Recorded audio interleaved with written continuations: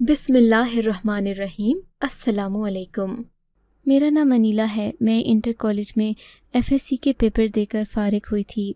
BA के लिए कोशिश कर रही थी क्योंकि अब्बा के पास इतने पैसे ना थे कि मुझे मेडिकल की तालीम दिलवा सकें। मैंने सोच लिया था कि हल्की फुल्की नौकरी करके गुजारा कर ही लूँगी। अपने घर के हालात सोचते हुए न जाने कब मैं कॉलेज से निकली और न जाने कितनी दूर आ गई। मैंने पीछे मुड़कर भी नहीं देखा था। तभी एक कार जब मेरे पास आकर रुकी तो मुझे होश आया। मैंने देखा वो काले रंग की गाड़ी थी, उसके शीशे भी काले थे। मैं ये देखकर हैरान रह गई थी कि इस गाड़ी वाले को मुझसे आखिर क्या बात करने की ज़रूरत आन पड़ी है। इसने गाड़ी का दरवाज़ा खोला और मुझसे बोला, अंदर बैठो। मैं उसे उसकी जुर्रत देखकर हैरान भी थी और परेशान भी। मैं क्यों अंदर बैठूंगी? पैदल चलकर चली जाऊंगी। मुझे तुमसे कुछ बात करनी है, उसने तहकमाना लहजे में कहा था। दरअसल मैं कॉलेज से निकलते वक्त ये भूल गई थी कि आज मेरी सहेलियां भी मेरे साथ नहीं हैं। मेरी नज़र उस नौजवान पर पड़ी तो मैं जान गई कि ये वही दीवाना है जो अक्सर मेरे कॉलेज के बाहर खड़ा रहता है। वो बहुत ही शरीफ और माकूल इंसान लगता था। एक दो बार हमारे कॉलेज में अपनी वालिदा के साथ भी आया था, मगर फिर भी यूं किसी अजनबी पर भरोसा तो नहीं कर सकती थी। मैंने इनकार कर दिया तो उसने मेरा हाथ पकड़कर मुझे ज़बरदस्ती गाड़ी में बिठा दिया। मुझे बहुत ही बुरा लगा। मैं चीखने चिल्लाने लगी तो उसने मुझे कहा कि तहम्मुल मिजाजी से काम लो वरना नुकसान तुम्हारा ही होगा। खैर, उसकी ये धमकी और धौंस वाली बातें सुनकर मैं चुप होकर बैठ गई। वैसे भी अब गाड़ी तेज़ी से चल रही थी, मैं गाड़ी से उतर भी नहीं सकती थी और न जाने कैसे गाड़ी का दरवाज़ा भी लॉक हो गया था। अब मैं उसके रहमो करम पर थी। बोलो, क्या बात है? मैंने अपनी घबराहट को छुपाते हुए कहा। तुम मुझे अच्छी लगती हो, मैं तुमसे शादी करना चाहता हूँ। उसके मुंह से ये बात मुझे मजाक की लगी, मगर मुझे अक्लमंदी से काम लेना था। तो इसमें मुझे हाथ से पकड़कर खींचने वाली क्या बात है? तुम मेरे घर रिश्ता लेकर आओ, मैं इनकार तो नहीं करूँगी। मुझ जैसी लड़की को तुम जैसा लड़का मिले, इससे बढ़कर और क्या ही होगा। मेरी बात पर वो हैरान हो गया। उसकी तो बातें खिल गई। क्या तुम सच कह रही हो? हाँ, मैं सच कह रही हूँ। मैं शादी के ख़िलाफ़ नहीं हूँ, बस मैं लड़कों से दोस्ती करने के हक़ में नहीं। मेरी इस बात पर वो बड़ा हैरान हुआ। तुमने तो मेरा दिल जीत लिया।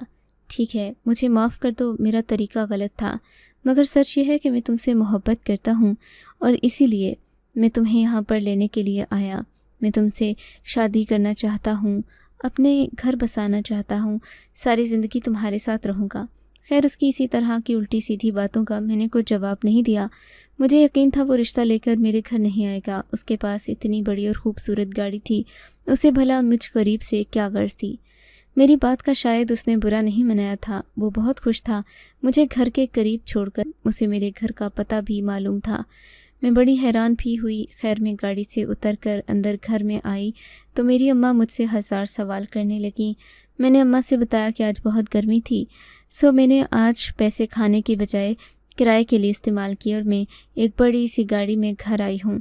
अम्मा तो मुतमईन हो गई, मगर मुझे क्या पता था कि मेरा ये झूठ जल्द ही पकड़ा जाएगा। अगले ही दिन दरवाजे पर दस्तक हुई। मैंने दरवाज़ा खोला तो सामने वही मौसूफ खड़े थे। खुद तो खूबसूरत कपड़ों में मलबूस था, मगर उसके साथ एक बूढ़ी औरत खड़ी थी जो फटे पुराने कपड़ों में थी। उसकी हुलिया और हालत से लग रहा था कि वो किसी गरीब मिस्कीन घराने की है। ये मेरी माँ जी हैं, उसने कहा तो मुझे हैरत हुई थी कि उसकी माँ के कपड़े इतने फटे पुराने खस्ता हाल थे, जबकि वो खुद बहुत अमीर लग रहा था। खैर, मैंने इस बात पर क्या ध्यान देना था। उस वक्त मैं बहुत घबरा गई थी। जल्दी से जाकर अम्मी को बताया। अम्मी ने इन लोगों को ड्राइंग रूम में बिठा दिया। इन लोगों ने मेरे रिश्ते की बात की। अम्मी ने कहा कि मैं अपने शौहर से पूछ कर बताऊँगी। शाम को अब्बा आए। अम्मा ने उन्हें भी ये बात बताई। अब्बा कहने लगे कि अगर घर माकूल है, लड़के की तनख्वाह अच्छी है, तो फिर हमें इसकी शादी कर देनी चाहिए। अम्मा ने सब कुछ तसल्ली तो कर ही लिया था। अब्बा ने भी ऊपर से तफ्तीश करवा ली और यूँ मेरी शादी की तारीख़ मुकर्रर हो गई। तारीख़ के मुकर्रर होने के बाद मौसूफ़ ने मुझे तरह तरह के तोहफ़े भेजना शुरू कर दिए, जिसमें कीमती किस्म का मोबाइल भी था।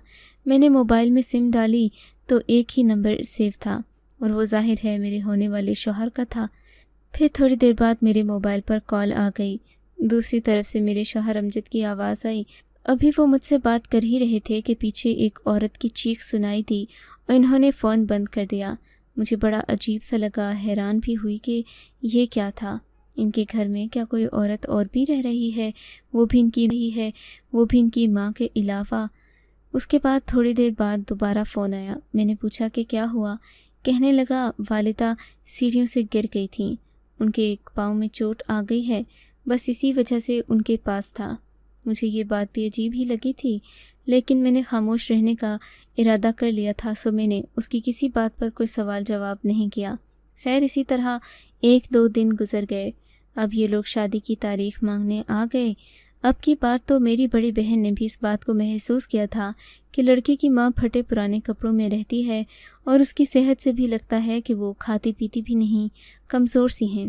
ہم نے لڑکے کے باپ کے بارے میں پوچھا تو بتایا کہ وہ تو بہت پہلے ہی وفات پا چکے ہیں۔ ان کے اس دنیا کے جانے کے بعد اس عورت نے یعنی کہ شمشاد بیگم نے اپنے بیٹے امجد کو پال پوس کر بڑا کیا تھا، سو امجد اپنی ماں کی بہت عزت کرتا ہے، مگر مجھے اس بات پر شک تھا کیسے کوئی اپنی ماں کو، جبکہ وہ خود تو سوٹ بوٹ میں ملبوس تھا۔ میری اس بات سے میری بہن نے بھی اتفاق کیا، بولی کہ کچھ عورتوں کی عادت ہوتی ہے، وہ قناعت پسند ہوتی ہیں، ہر وقت اسی طرح کے کپڑوں میں ملبوس رہتی ہیں کہ دوسروں کو غریب نظر آتی ہیں، مگر در حقیقت وہ پیسے کی بہت زیادہ بچت کرتی ہیں۔ میری بڑی نند بھی ایسی ہی ہے، وہ ہر وقت اپنے شوہر کی امیری کا بھی فائدہ نہیں اٹھاتی اور نہ ہی اس کی مرضی کے مطابق کپڑے پہنتی ہے، بس اسی طرح ملنگ بنی رہتی ہے۔ پھر یہ بھی تو دیکھو کہ شمشاد بیگم ایک بیوہ خاتون ہیں، اسی وجہ سے انہوں نے اپنا حلیہ اس طرح کا رکھا ہوگا، اور ویسے بھی وہ ابھی جوان نظر آتی ہیں، تو شاید خود کو دوسروں کی نظر میں لانا نہ چاہتی ہوں تو ایسے کپڑے پہن لیے ہوں گے۔ ان سب باتوں کے باوجود اماں ابا نے شمشاد بیگم میں کسی چیز کا اعتراض نہیں کیا، کہا کہ بہت ہی عاجز مزاج عورت ہے، اس کی باتوں سے لگتا ہے کہ وہ اپنی بہو کا خاص خیال رکھے گی، سو تم پریشان نہ ہو۔ ابا نے میرا رشتہ معمولی چھان بین کے بعد ہی طے کر دیا۔ لڑکے کے بارے میں یہی معلومات تھیں کہ وہ اپنا کام کرتا ہے اور اسی وجہ سے اس کی ماں بھی اس سے بہت خوش ہے۔ شادی سے ایک دن پہلے مجھے اپنے شوہر کا رویہ عجیب سا لگا، وہ مجھ سے زیادہ بات چیت نہیں کر رہے تھے۔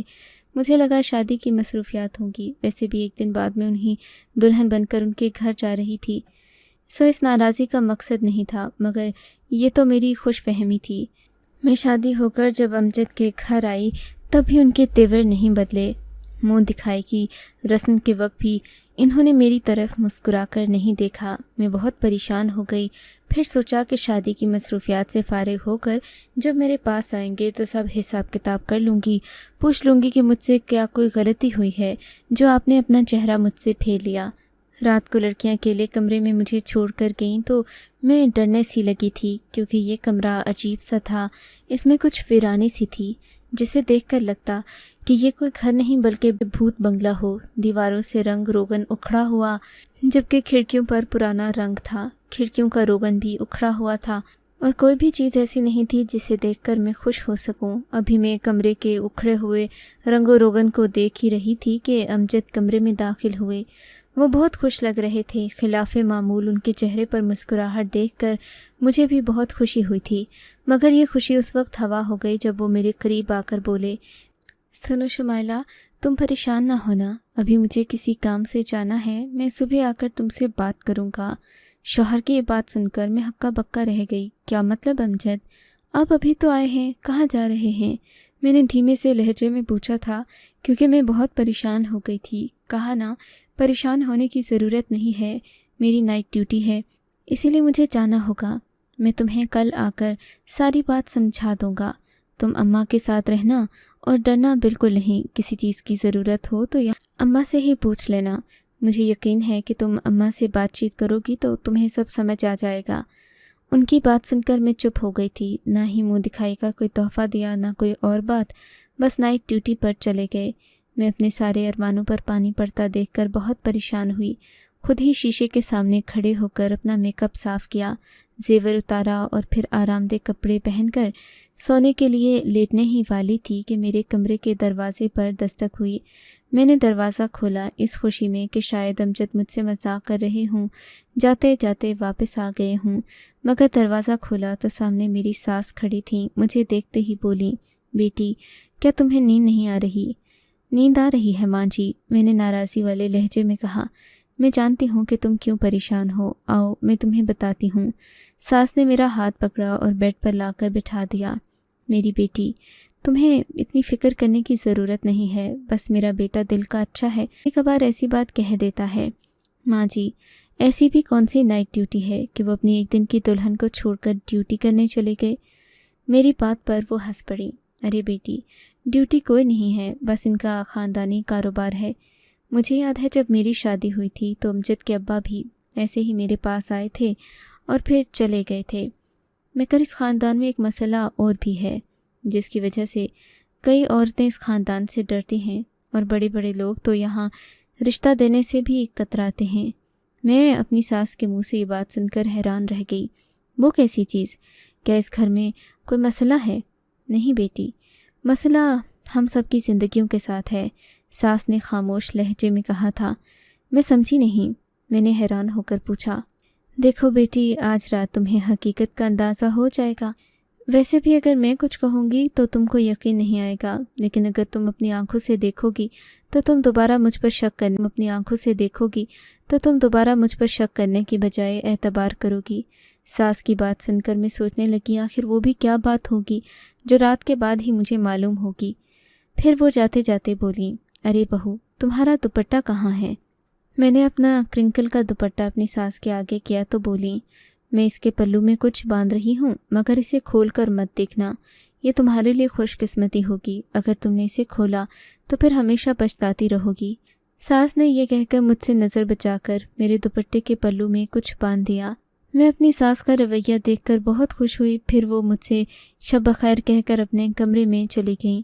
میں بھی بہت تھک چکی تھی، شادی کی دن بھر کی مصروفیات نے میری طاقت کو سلب کر لیا تھا۔ اب میں پرسکون ہو کر سونا چاہتی تھی۔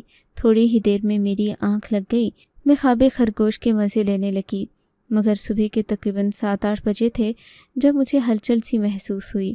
میں نے اٹھنا دیکھا، میرے ہاتھ پاؤں پر وہی دوپٹہ بندھا ہوا تھا اور مجھے کس کر باندھا گیا تھا۔ یہ دیکھ کر میرے تو مارے حیرت اور پریشانی کے چھکے چھوٹ گئے۔ یا اللہ، یہ کس نے کیا ہے؟ میں اٹھ کر اپنے بندھے ہوئے ہاتھ پاؤں دیکھنے لگی، مگر وہاں تو کوئی بھی نہیں تھا، دروازہ بھی بند تھا۔ ابھی سب میں حیران ہی تھی کہ سامنے دیوار پر پڑے خون کے قطروں پر میری نظر گئی تو میں چیخ پڑی۔ میری ساس میری چیخ سنتے ہی اندر کمرے میں آئیں۔ اس وقت شاید امجد بھی گھر میں داخل ہوئے تھے۔ میری چیخ سن کر وہ سب میرے کمرے میں آ گئے۔ میرے ہاتھ پاؤں بندھے ہوئے تھے۔ ساس یہ دیکھ کر اپنے کانوں کو ہاتھ لگانے لگیں۔ ارے بیٹی، یہ کیا ہوا ہے؟ انہوں نے میرے ہاتھ پاؤں آگے بڑھ کر کھولے، مجھ سے پوچھنے لگیں کہ ایسا کیوں ہوا، کیسے ہوا؟ میں نے کہا مجھے کچھ معلوم نہیں، میں رات کو سوئی، اس کے بعد سے یہ سب ہوا ہے۔ امجد جو ابھی رات کے تھکے ہارے کمرے میں آئے تھے وہ بھی پریشان ہو گئے۔ پھر میری ساس مجھے دوسرے کمرے میں لے آئے تھے، وہ بھی پریشان ہو گئے۔ پھر میری ساس مجھے دوسرے کمرے میں لے گئیں، کہنے لگیں بیٹی تم دیکھ لو، میں نے تمہارے ہاتھوں کو خود بندھے دیکھا ہے، تم سے بھی کوئی نظر کا دھوکہ تو نہیں ہوا نا؟ تم نے خود دیکھا ہے کہ تمہارے ہاتھ پاؤں بندھے تھے، اس میں میرا یا کسی اور کا کیا قصور؟ لیکن تم تو جانتی ہو کہ جو حقیقت ہے اسے کوئی جھٹلا نہیں سکتا۔ اب تم رات کو اپنے کمرے میں اکیلی سوئی تھی، صبح اٹھی تو تمہارے ہاتھ پاؤں بندھے ہوئے تھے۔ میں کب سے امجد کو سمجھا رہی ہوں کہ اس گھر میں کوئی سایہ ہے، اس کو بیچ دو، ہم کسی دوسرے گھر چلتے ہیں، مگر وہ ہے کہ مانتا ہی نہیں۔ اس گھر میں ایسے کئی واقعات میں دیکھ چکی ہوں اور محسوس بھی کر چکی ہوں۔ مجھے اس گھر میں ڈر لگتا ہے، مگر امجد میری بات نہیں مانتا۔ اب تم ہی اسے کہہ کر دیکھو، شاید کہ وہ بیوی کی بات مان لے۔ میں نے کہا میں ایسا ہی کروں گی۔ پھر میری ساس یکدم گھبرا گئی اور بولی، ارے بہو، میں تمہیں یہ تو بتانا بھول ہی گئی کہ اب تم صرف اپنے کمرے میں ہی رہنا، باہر مت جانا، ورنہ تم دیکھ لینا کہ کیا ہوتا ہے۔ میں نے تمہیں پہلے بھی یہ بات نہیں بتائی کیونکہ میں جانتی تھی تم نئی نسل کی ہو، مجھ پر کہاں یقین کرو گی، لیکن اب جب کہ تمہیں اپنے ہاتھوں سے بندھا ہوا دیکھ کر مجھے یقین ہو گیا ہے کہ یہ صرف میرا وہم نہیں تھا، بلکہ اس گھر میں جنات کا سایہ ہمیشہ سے تھا۔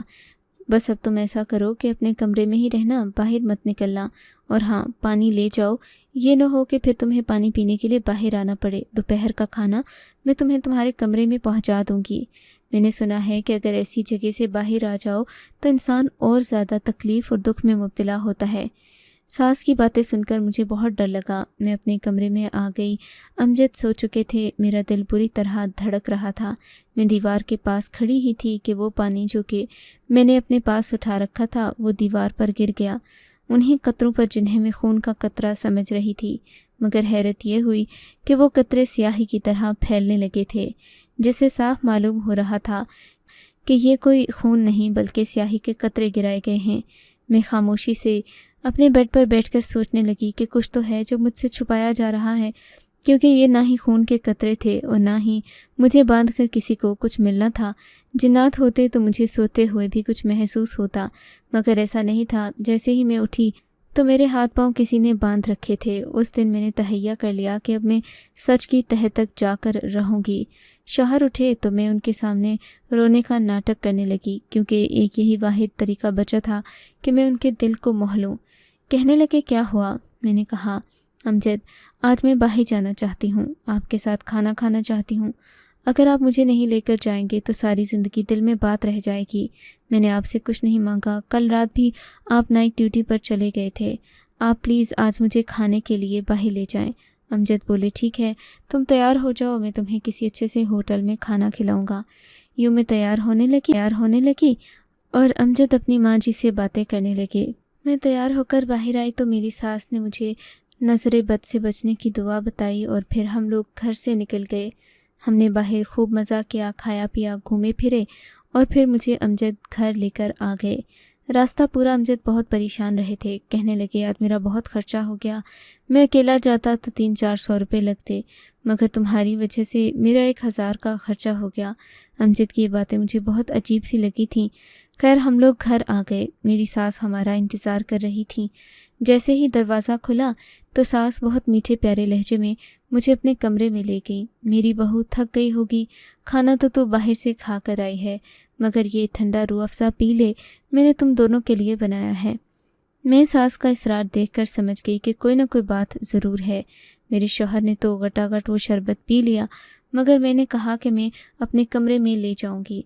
बस अपनी सास से नज़र बचाकर मैंने वो शरबत अपने कमरे में रख दिया। थोड़ी ही देर बाद खिड़की से गिरा दिया और आकर खाली गिलास उनको थमा दिया कि मैंने शरबत पी लिया है। मेरी सास खुश होकर बोली, तो ऐसे ही मेरा कहा मानती रहे तो हमारे घर में कुछ गलत नहीं होगा। ठीक है माँ जी, आप जो कह रही हैं मैं मान लेती हूँ।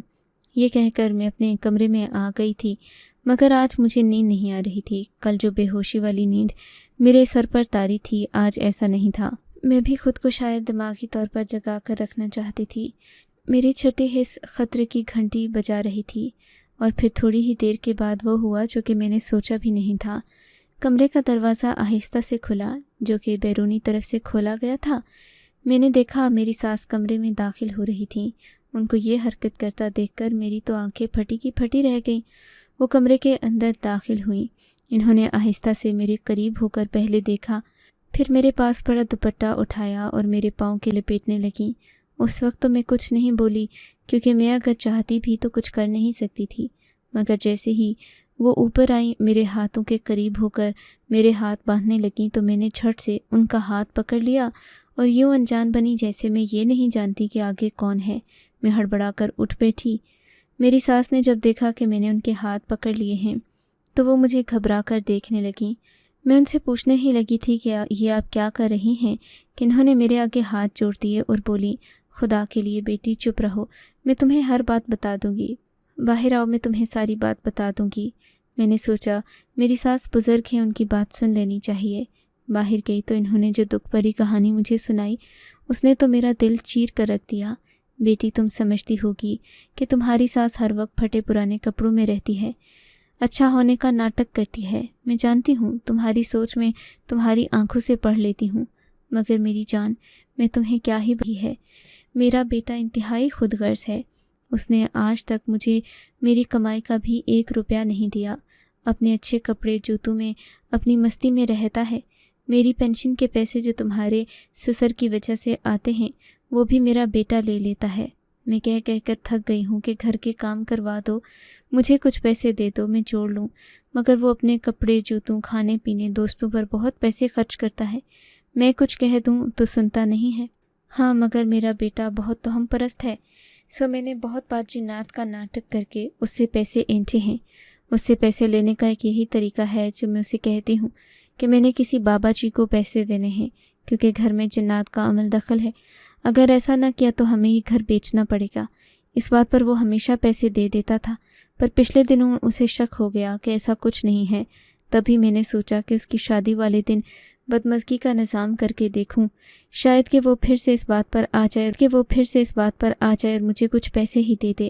بیٹی میں بوڑھی ہوں، میرے پاس اور کوئی طریقہ نہیں ہے۔ میں اپنے بیٹے کی شکایت کسی بڑے سے کرنا نہیں چاہتی، ورنہ میرے بھائی آ کر اس کو پٹائی کریں گے۔ میں ایسا بھی نہیں کرنا چاہتی۔ میرا بیٹا میرا لخت جگر ہے۔ تم سمجھ تو گئی ہوگی کہ میں ایسا کیوں کر رہی ہوں۔ اپنی ساس کی بات سن کر میری آنکھوں میں بھی آنسو آ گئے تھے۔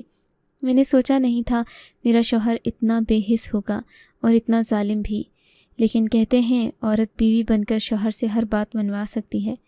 اس دن میں نے اپنی ساس کی بات اپنے دل میں رکھ لی۔ امجد اٹھے تو میں نے انہیں کسی حقیقت سے آگاہ تو نہیں کیا۔ ان سے چند روپے مانگے، کہنے لگے کہ میں نہیں دے سکتا۔ میں نے بھی نظر کرم کرنے سے انکار کر دیا۔ بس اسی بہانے ہیلے سے میں نے ان سے پیسے نکلوانا شروع کیے، ان کو ذمہ داری کا احساس دلایا۔ اگلے چند آنے والے مہینے میرے اور میری ساس کے لیے بہت اچھے ثابت ہوئے تھے۔ میں نے نہ صرف اپنی بھی، پھر جب اللہ نے اولاد کی خوشخبری سنائی تو اللہ کے فضل سے امجد اور بھی زیادہ ذمہ دار واقع ہوئے۔ شاید یہی وجہ ہے کہ میری ساس آج بھی میری بہت قدر کرتی ہیں۔ کہتی ہیں تم نے میرے ناحلف بیٹے کو میرا فرما بردار اور تابع بنا دیا۔ اللہ کرے کہ تمہاری اولاد بھی اتنی ہی نیک اور صالح ہو۔ آپ کو اگر یہ کہانی اچھی لگی ہے تو اس ویڈیو کو لائک کیجیے، اور اس طرح کی مزید کہانیاں سننے کے لیے ہمارے چینل کو ضرور سبسکرائب کیجیے۔ کہانی سننے کا شکریہ۔ آپ سے ملاقات ہوگی اگلی ویڈیو میں، تب تک کے لیے اللہ حافظ۔